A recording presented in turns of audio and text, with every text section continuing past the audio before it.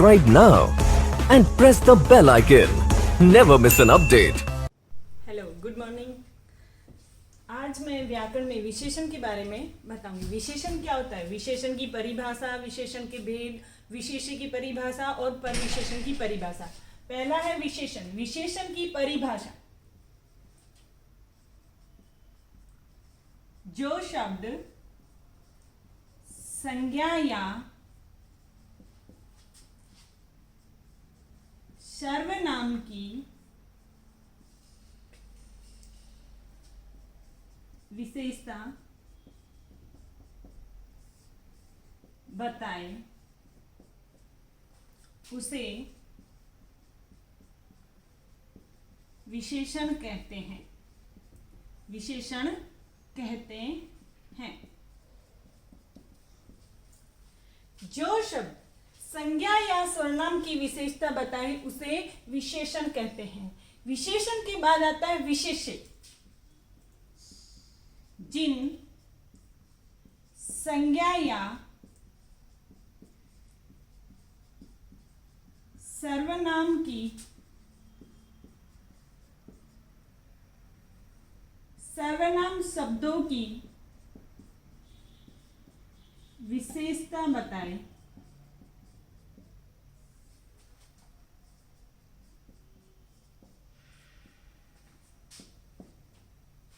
वे विशेष्य कहलाते हैं। फिर आता है परविशेषण। विशेषण, विशेष्य, अब आएगा परविशेषण। जो शब्द विशेषण की विशेषता बताए, विशेषण की विशेषता बताए, किसकी? विशेषण की भी विशेषता बताए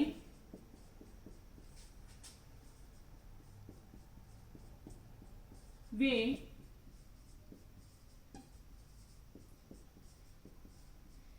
परविशेषण कहलाते हैं। वह परविशेषण कहलाता है। तो ये थी परिभाषा विशेषण की, विशेष्य की और परविशेषण की। जो शब्द संज्ञा या सर्वनाम की विशेषता बताए उसे कहते हैं विशेषण शब्द, और जिन संज्ञा या सर्वनाम शब्दों की विशेषता बताए वे विशेष्य कहलाते हैं। जो शब्द विशेषण की विशेषता बताए वे परविशेषण कहलाते हैं। इन तीनों का मैं एक ही उदाहरण के द्वारा समझा देती हूं कि विशेषण क्या है, विशेष्य क्या है और परविशेषण क्या है। यहां पर मैं उदाहरण लेती हूं, जैसे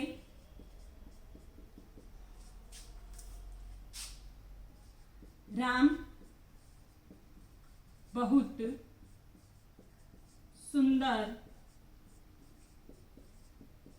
लड़का है। यहां पर मैंने लिखा है राम बहुत सुंदर लड़का है। राम कौन है? संज्ञा है। लड़का कौन है? संज्ञा है। और सुंदर क्या है? विशेषण। लड़के की विशेषता क्या है? यानी कि लड़का संज्ञा है तो संज्ञा की विशेषता क्या है? सुंदर। लड़का जो है वो सुंदर है और लड़का कौन है? संज्ञा, और सुंदर उसका विशेषण हो गया है। बहुत यानी कि वो परविशेषण है। बहुत क्या है? परविशेषण। यहां पर विशेषण की भी विशेषता कौन बता रहा है? बहुत, यानी बहुत जो है वो परविशेषण है। विशेषण की भी विशेषता कौन बता रहा है? बहुत। सुंदर है लेकिन बहुत सुंदर है तो वो परविशेषण है। और लड़का है वो संज्ञा है। तो जिन संज्ञा सर्वनाम शब्दों की विशेषता बताए वे विशेष्य कहलाते हैं। तो संज्ञा और सर्वनाम की विशेषता कौन बता रहा है? लड़का। तो जो लड़का है वो क्या है? विशेष्य। मैंने तीनों ही एक ही एग्जाम्पल में बता दिया कि विशेषण क्या है, विशेष्य क्या है और परविशेषण क्या है। अब हम इसके भेद पढ़ते हैं। विशेषण के कितने भेद होते हैं?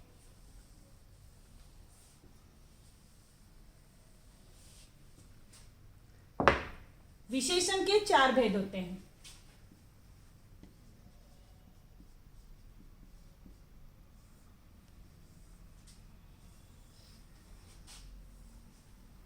पहला है गुणवाचक विशेषण,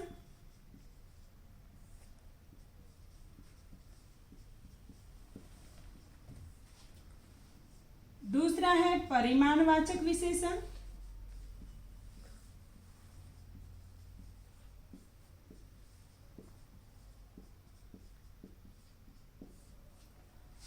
और तीसरा है संख्यावाचक विशेषण।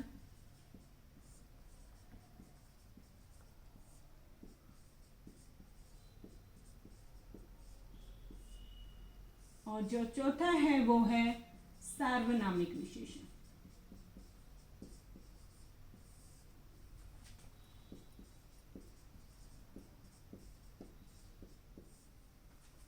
पहला है गुणवाचक विशेषण, परिमाणवाचक विशेषण, संख्यावाचक विशेषण, सार्वनामिक विशेषण, यानी विशेषण के 4 भेद हुए।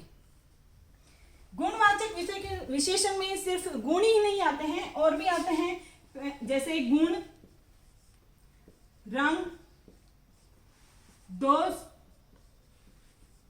आकार,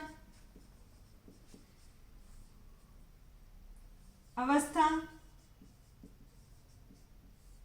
स्थान, गंध आदि। गुण में क्या आएगा? ईमानदार,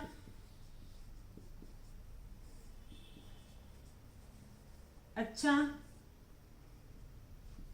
भला, होशियार। और रंग में आएगा जैसे काला, गोरा। दोष में बुरा, बेईमान, मूर्ख इत्यादि। और आकार जैसे चौकोर, गोल, समतल, गोल, चौकोर, समतल। और अवस्था में आता है, अवस्था यानी कि जवान, बूढ़ा, बीमार, स्वस्थ। मैं इन सभी के एक एक एग्जाम्पल बताती हूँ। गुण, राम बहुत ही ईमानदार लड़का है। राम बहुत ही ईमानदार लड़का है। राम बहुत ही ईमानदार लड़का है। तो यहां पर जो लड़का है वो क्या है? संज्ञा। और वह लड़का कैसा है? ईमानदार। तो ईमानदार क्या बताता है? कि उस लड़के के गुण बताता है। तो इसमें आएगा गुणवाचक विशेषण। ये क्या है? विशेषण है। और लड़का है वो संज्ञा। हमने पहले ही डेफिनेशन बताया था कि जो संज्ञा शब्द की विशेषता बताए उसे क्या कहते हैं? विशेषण। और यहाँ पर है विशेषण का भेद ईमानदार। ईमानदार यानी कि गुणवाचक विशेषण। विशेषण का जो भेद है गुणवाचक विशेषण, यहाँ पर क्या आ गया? ईमानदार।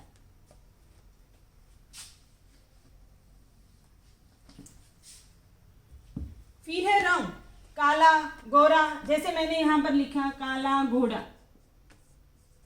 काला घोड़ा। घोड़ा कौन है? संज्ञा है। और काला उसका कलर है, यानी कि उसका रंग बताया। ये किस में आएगा? गुणवाचक विशेषण में। फिर है दोष। जैसे मैं यहां पर लिख दूं कि मन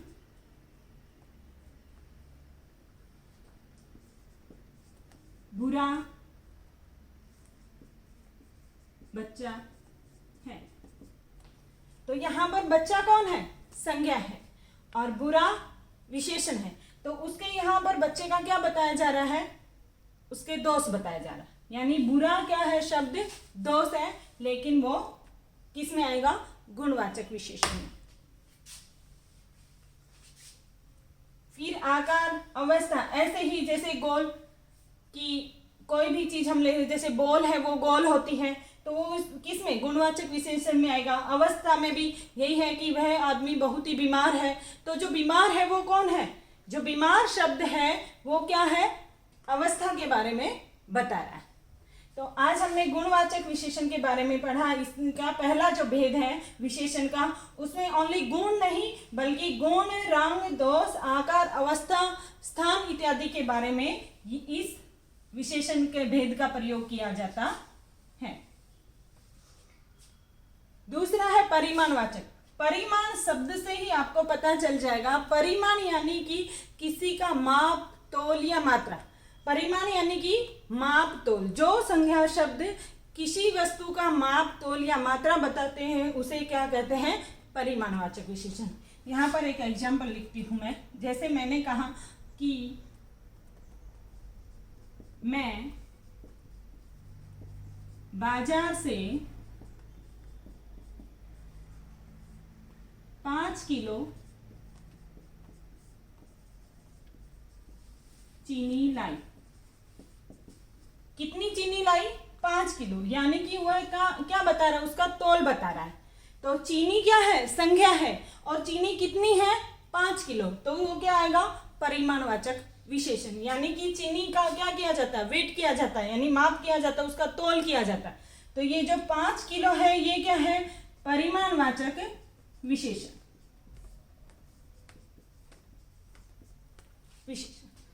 अब इस परिमाणवाचक विशेषण के भी दो भेद होते हैं, निश्चित परिमाणवाचक और अनिश्चित परिमाणवाचक।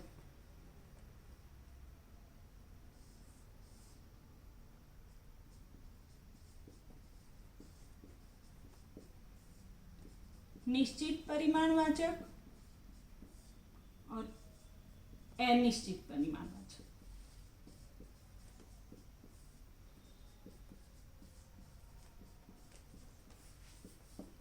निश्चित परिमाण और अनिश्चित परिमाणवाचक विशेषण। निश्चित यानी कि कोई वस्तु निश्चित है, यानी कोई वस्तु है, कोई चीज है, वो निश्चित है, उसमें निश्चित परिमाणवाचक आएगा। और जो अनिश्चित है यानी उसकी मात्रा सीमित नहीं है, उसे अनिश्चित परिमाणवाचक कहते हैं। हम यहाँ एक एक उदाहरण के द्वारा समझते हैं। जैसे निश्चित, मैंने 4 किलो आम खरीदे। यहां पर जो आम है वो संज्ञा है, उसकी मात्रा क्या है? निश्चित है कि हमने कितने खरीदे थे? 4 किलो आम। तो वो निश्चित परिमाणवाचक है। लेकिन यही इसी उदाहरण के द्वारा मैं समझाती हूं कि मैंने कुछ आम खरीदे। कुछ आम खरीदे। कुछ आम खरीदे तो वो कितने हैं? उनकी कोई काउंटिंग नहीं है, उनका कोई माप नहीं है। कुछ में कितने भी हो सकते हैं, किलो, 2 किलो, 4 किलो, 5 किलो, कितने भी। तो वो क्या है? उसकी मात्रा सीमित नहीं है। तो यहाँ पर जो कुछ शब्द है वो अनिश्चित परिमाणवाचक में आएगा। जैसे बहुत सी, कम, ज्यादा, थोड़ी, ऐसे जो शब्द है वो अनिश्चित परिमाणवाचक में आएगा। और निश्चित परिमाणवाचक में उसका जो वेट है वो हमें पता होगा कि वो कितना है। 4 किलो, 5 किलो, 2 किलो, जितना भी है वो हमें पता चल जाएगा। तो उसमें हमें निश्चित परिमाणवाचक लिखेंगे, और जिसका हमें पता नहीं कि उसकी मात्रा कितनी है तो उसमें अनिश्चित परिमाणवाचक लिखेंगे।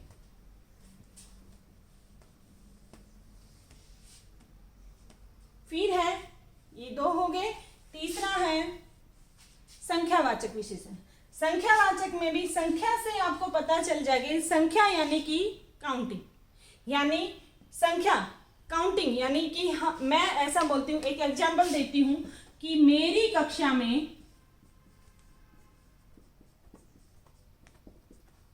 40 छात्र, 40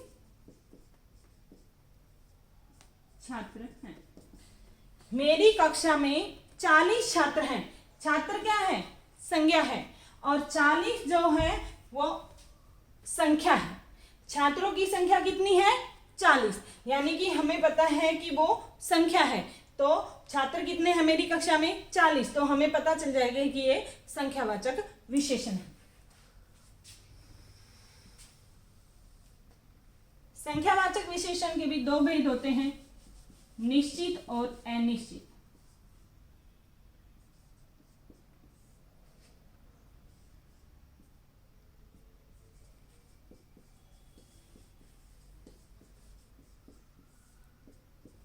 निश्चित और अनिश्चित। यहाँ पर जैसे मैंने अभी लिखा था कि मेरी कक्षा में 40 छात्र हैं, यहाँ पर और लिख दूं कि कमरे में 4 कुर्सी हैं। तो यहाँ पर कुर्सी की संख्या कितनी है? 4।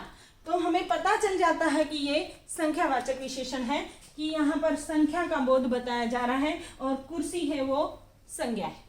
फिर है अनिश्चित। मैं यहाँ पर एक उदाहरण के द्वारा समझाती हूँ कि अनिश्चित किसे कहते हैं। मैदान में कुछ छात्र खेलते हैं। मैदान में कुछ छात्र खेलते हैं। तो यहाँ पर कौन सा शब्द आया? कुछ। तो वो अनिश्चित है, यानी कि जो छात्र खेल रहे हैं हमें उनकी संख्या का नहीं पता है।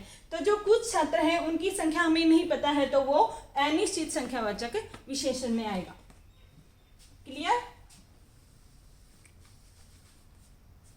यहाँ पर जो परिमाणवाचक था, संख्यावाचक, दोनों में मैंने कुछ लिखा, लेकिन वहां पर मैंने लिखा था कि कुछ आम खरीदे, और यहाँ पर मैंने लिखा कुछ बच्चे खेल रहे हैं। तो बच्चे हैं, उनका तौल और माप नहीं किया जाता है, तो आपको पता चल जाएगा कि यानी जो छात्र हैं, बच्चे हैं, वो क्या है? संख्यावाचक, अनिश्चित परिमाणवाचक में आएगा, अनिश्चित संख्यावाचक में आएगा। और जो मैंने क्या लिखा था कि आम, कुछ आम, तो वो परिमाणवाचक विशेषण में आएगा। लास्ट है सार्वनामिक विशेषण। सार्वनामिक विशेषण यानी कि जो सर्वनाम शब्द संज्ञा से पहले प्रयोग किए जाने पर विशेषण का बोध कराते हैं, उसे बोलते हैं सार्वनामिक विशेषण। सार्वनामिक से पता चल जाएगा कि यानी सर्वनाम का नाम। उदाहरण है, वह फल मीठा है। तो यहां पर जो फल है वो क्या है? संज्ञा है। तो संज्ञा से जो पहले क्या आया? वह आपको पता है कि वह, यह, ये, वे, वो क्या होते हैं? सर्वनाम। तो यहां पर जो वह है वो क्या है? सर्वनाम। मैंने अभी डेफिनेशन बताई कि जो शब्द सर्वनाम से पहले प्रयुक्त होकर विशेषण का काम करते हैं उसे क्या कहते हैं? सर्वनाम, सार्वनामिक विशेषण कहते हैं। तो यहाँ पर फल है, उसकी विशेषता कौन बता रहा है? वह। तो यहाँ पर आ गया सार्वनामिक विशेषण। आज हमने विशेषण की डेफिनेशन पढ़ी, विशेष्य की डेफिनेशन पढ़ी, यानी कि उसकी परिभाषा पढ़ी, परविशेषण की परिभाषा और विशेषण के 4 भेद: गुणवाचक विशेषण, परिमाणवाचक विशेषण, संख्यावाचक विशेषण, सार्वनामिक।